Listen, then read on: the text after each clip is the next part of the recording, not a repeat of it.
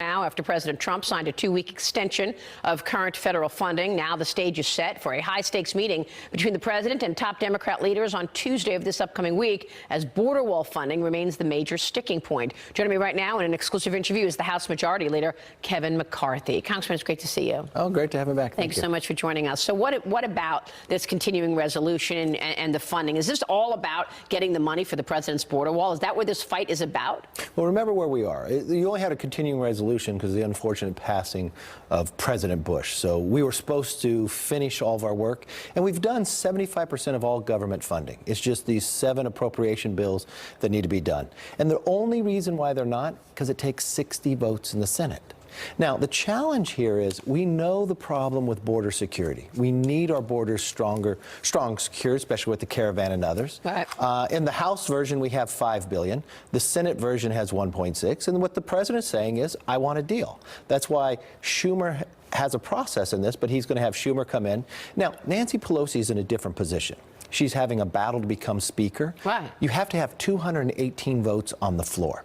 So that's January. But we have to get this all done in the next 2 weeks. You know the type of new members she has coming in. They're much more socialist, progressive, where they don't go to her office to visit her. They go to her office to join in the protests.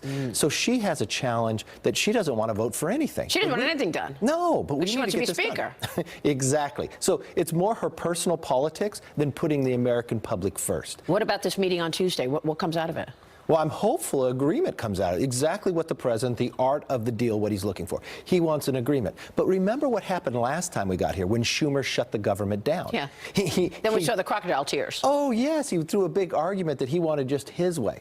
This is a place where we can find common ground. The president, I wanted to fully fund it at $25 billion. The president said, give me $5 billion. That's a compromise. I think from a standpoint of what we see happening along the border is a real challenge. We need border security. She says she's not going to do it, Nancy Pelosi, under any circumstances. So where are we once your next deadline comes, the 21st? We've got 2 more weeks. Partial government shutdown? Well, yes, because we funded 75% of the government. This is not something the president wants to do. The president wants to get to an agreement, solve the border, fund the 25% rest of the government, and let's move forward on places that we can agree and keep moving this country in the right direction. Let me ask you about another issue that's been real important to you, and that is these technology companies out there. Bigger than we've ever seen, more powerful than we've ever seen. There have been breaches. There's obviously speculation that they're censoring conservative conversation. You've got the CEO of Google coming in to testify. What are you looking to get out of that? Well, this is something you have too, that we've looked at this for quite some time because technology affects so much of our life. 2/3 of every adult American gets their news from the internet. That's incredible. Yeah. But there's no other company that has a greater control over the internet on searches than Google. And Google has not been coming to any of our hearings, whereas Twitter, Facebook, and others. 90% of all internet searches goes through Google. That's a monopoly. This is an argument. Competitiveness, bias. We know the story, what they did to the California Republican Party before the primary, calling our ideology Nazism. Yeah. We looked at what happened in that video right after the election when President Trump won, how depressed they were, and then they gave that silent donation trying to influence. And think about, I give Google credit in 2010 when they pulled out of China what China was asking them to do in their searches. But now there's talk of them coming back, this dragonfly. But then Google pulled out of working with the Armed Forces of America because they disagreed with the AI platform which our armed services want. And we know that China has a national system, whereas everybody gets a score. Everybody gets a score. They're spying on you, and at the end of the year, you get a score. And if they don't like the way you behaved, if you smoked cigarettes, if you whatever it is, you may not be able to get a train ticket. You might not be able to get on the plane, whatever it is. And is Google helping China with that? Well, these are the questions we have to. And I give Sundar credit. Their CEO came in to see me after I put out a tweet. He promised he would come to a hearing. Yeah, but he blew it off for so many times before that, right? To the Senate and others he did, but to myself he promised, and he's coming. We postponed it a week because of the president's death. But these are questions have to be answered. Then that's about China, but what about the privacy of Americans?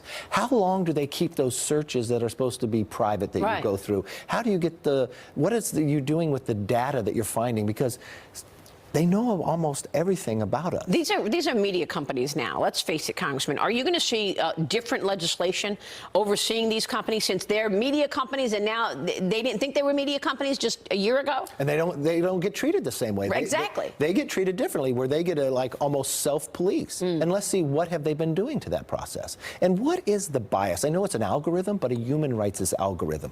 If you go into Google and you search something, they give you the 4 queries before you go through. If you put something negative there, you'll pick on that. 95% of people drop off by the time they go to the second page of Google where your search comes up. And when they put up news, they're beginning to put up opinions that are news. Are we going to see a regulation? Are we going to see a bill come to the floor about bigger power? This is why we're having the hearings. Okay. What do we need to protect? What do we need to stop the bias? What do we need for competition? What else is on your agenda going into 2019? Give us your agenda real quick. Well, we have to finish off this. We've got to get the Farm Bill done. We've got to get the funding done. We've got to have border security. I'm a person that believes in legal immigration, and our immigration system is broken, and I'd like to solve that problem. Working with the Democrats in 2019, it's going to be what they say is going to be the agenda, no? No, let's not give the Democrats more power than they have. The Republicans still control the Senate, and President Trump is still in office and needs to sign the bill. Sure. The Democrats that got elected did not get elected on an agenda. The only thing they talked about are investigations in the process. Yeah. And I think America is too great for such a small idea. Congressman, it's great to have you on the show. Thank you. Thank you so much, Congressman Kevin McCarthy. We'll be right back. I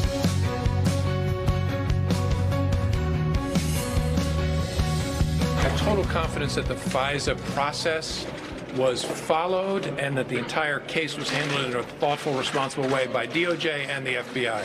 I think the notion that FISA was abused here is nonsense.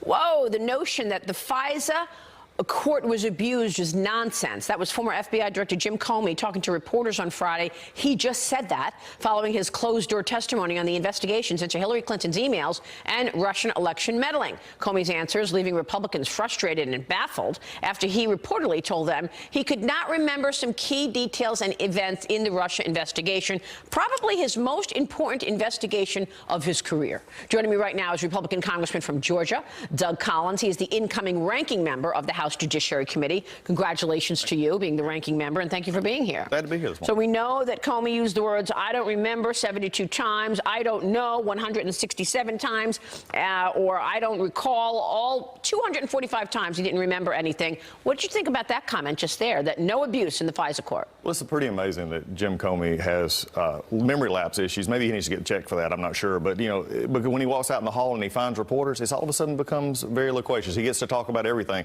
And to say that there was not a FISA abuse problem, this to me, Maria, is really the bottom line issue. One of the things, besides the evident bias, besides the attacks on the president, when you get down to the system where they used unverifiable, up to this day it seems like, and even you know, Lindsey Graham and others have talked about it, to this moment that is still not verified, that they used in every FISA application from Carter Page on down. These are the kind of things that make Americans sit back and say, what's in it for me? That's right. And that's going to be a problem. So where is the accountability? With all due respect, your committee looks inept. I'm sorry, but I mean, you're subpoenaing Jim Comey and Loretta Lynch in December, 4 weeks before Bob Goodlatte is stepping down. Did they win? Is it over? They got away with it. No, I don't think they did. And I think Chairman Goodlatte got this on record. There's one thing that the Democrats will overreach. That's what they're looking at doing. We've heard this from the moment of 2016 up to now to when they actually got it. And Jerry Nadler, again, I've said before, he's looking over his shoulder to basically a socialist primary here because he's got to appear that he is going to go after something that I don't think he's really comfortable in going after. So Chairman Goodlatte said, we're leaving here. Comey has been avoiding it. He's been talking in the press. He's been leaking. I mean, he's the definition of hypocrisy. Then he comes before it. We'll put this on record. We'll let Lindsey Graham in the Senate, which will have, it's been Ron Johnson in the Senate as well. They're going to have the ability to pick this up along with what we're doing, and we're not going to let it drop. Because at the end of the day, the American people, led by this president, want to know that a Department of Justice is fair to everybody. And we need that. And we need to trust the Department of Justice, I mean, as a society. But what are you going to do? You're going to have investigations thrown at you. They want to see his tax returns. Jerry Nadler has already said it, the incoming chairman, your colleague, he was going to shut this probe down. So how are you going to deal with this? And what has been called, even by yourself, a politicization of these important agencies of our country? At this point in time, Jerry Nadler needs to understand one thing. He can go on any investigation he wants. He'll have the gavel. But he's going to be met by someone who's going to say, Mr. Nadler, if you want to go down basically this path of attacking and attacking, finding things that we've already looked at, if you want to politicize this to the point to please a base that's just mad about a presidential election to prepare for another presidential election, we're going to meet you, and we're going to meet you firm, we're going to meet you on that field, and we're going to defeat you. It will become so problematic for them to run a committee that they're going to want to say, we're going to do our proper investigative oversight, but we're also going to have to get back to the American people, and that's where we're going to continue with this. What about the Mueller memos? And now we've got the sentencing news. Give us your reaction. I think what we've seen that liars lie, and they've been prosecuted for that. What bothers me the most about this, and even some of the things that's been parsed out, is we're out of the scope of really where Mueller started. And Mueller started was the issue of investigation. Now, Comey's coming up with two definitions of what that actually means. And again, he plays that. But for him, in the memory lapse that he's having, with the Mueller investigations coming in, we'll see where this actually goes. And I think what we're now seeing is exactly still what the president said. There's so much in there we don't know, and none of it is saying, here's the president. Yeah. So I think that's where we're going to look at it in the future. Move on to your agenda. I know you've got a criminal justice bill. That's important. You're going to be working on that. And then the border wall funding. Where does it stand?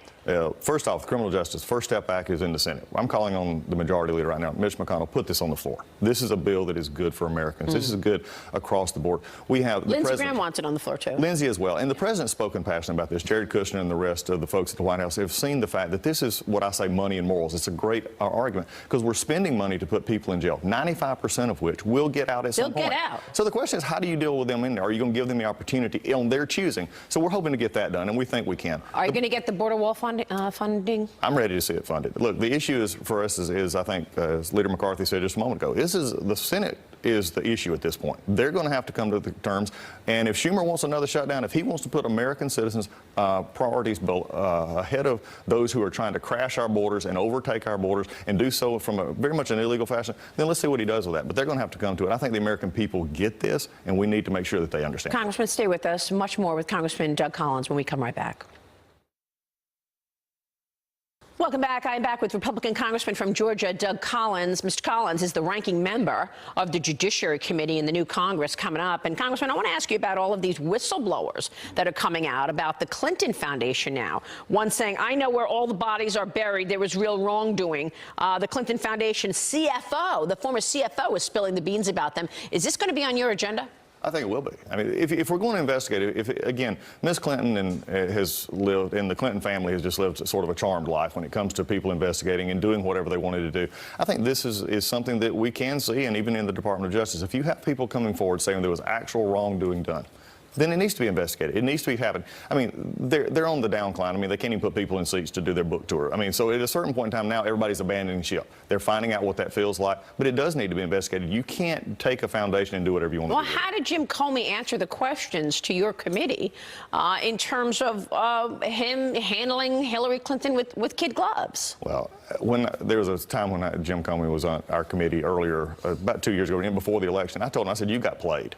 Plain and simple, she played you on this. And what did he say about that? And he got really mad. He feigned, this, I know I do my job. No, he didn't. He got actually used. When you look at it from somebody who's still in the military, I'm still active, you don't do anything more important than making sure that the classified information, how you handle that. So don't tell me that it was just a one-off skip. Don't tell me that it was something. When you actually took a separate server, you had separate accounts, you made sure that it was part.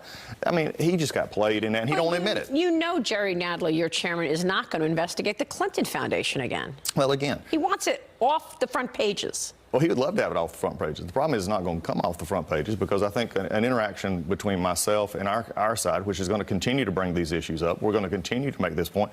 Every time he wants to take it down another rabbit hole that he wants to chase, we're going to say, let's look at the issues here. But also never forget, and I think it was made out importantly, Lindsey Graham, Ron Johnson in the Senate, and again the President, we have the ability to continue this process and make sure that the people understand that there are two sides to this story, and one that, frankly, under the Obama administration, never got told. Why is it that so many of your colleagues, Republicans, are unwilling to get behind the border wall funding for the president? I think they need to. And it's just not, he's been actually very good. The president has laid out a very simple process. The four pillars where you look at it from that perspective. But it's pretty simple, Maria. You secure the border. You make sure that it doesn't happen again. Then you start dealing with the folks who are here legally and illegally. That's the way you stop it. I've always made this analogy. It's sort of like if you go into your basement and there's an inch of water and you see the pipe broken on the other wall, you don't grab a mop, you fix the pipe. Then you grab the mop and fix what's happened from there. That's a good analogy. Congressman, it's great to see you. We're going to be watching your agenda and whether or not your criminal justice bill gets to the floor. We know that that's a priority for you. Republican Doug Collins there. We want to get the reaction from the other side of the aisle right now. Illinois Democratic Congressman Raja Krishnamurthy is with me. He joins us for an exclusive interview. He sits on the House Oversight Committee. Congressman, it's good to see you this morning. Thanks so much for joining us. Hey, thanks for having me. So your reaction to what Jim Comey said. Let's get how you see it.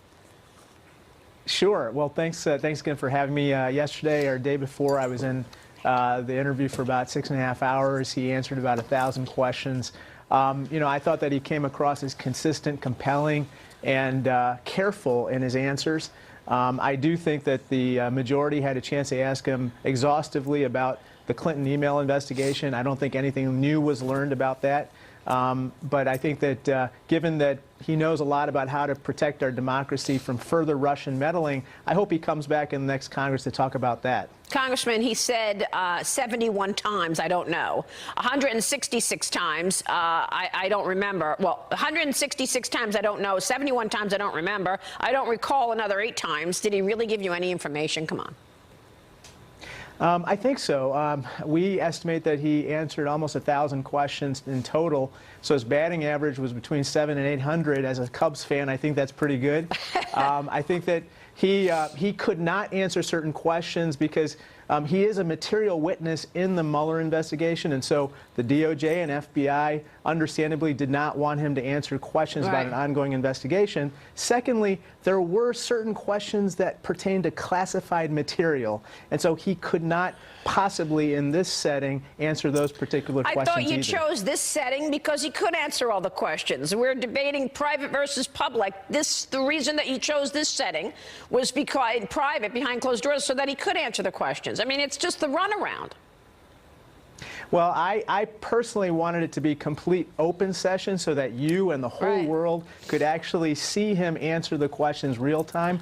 But this is how the setting was designated, and I think that he was able to answer the vast majority of questions, but certain ones he could not. What do you think? I mean, why did he have an investigation with Hillary Clinton where we know that there was real wrongdoing, and yet he wrote the exoneration letter even before interviewing her, while at the same time coming out with this Russia collusion story around President Trump, then candidate Trump, which there's no evidence of any collusion? So what's your reaction to that? Let's take the first part of your question, ma'am. With regard to the Clinton email investigation, I believe that he formed a viewpoint on this particular issue, according to his testimony, after dozens and dozens of interviews and an exhaustive search. And basically, he said that it was the emails were handled very carelessly. We've got to slip in this break. Hold that thought. Back in a minute.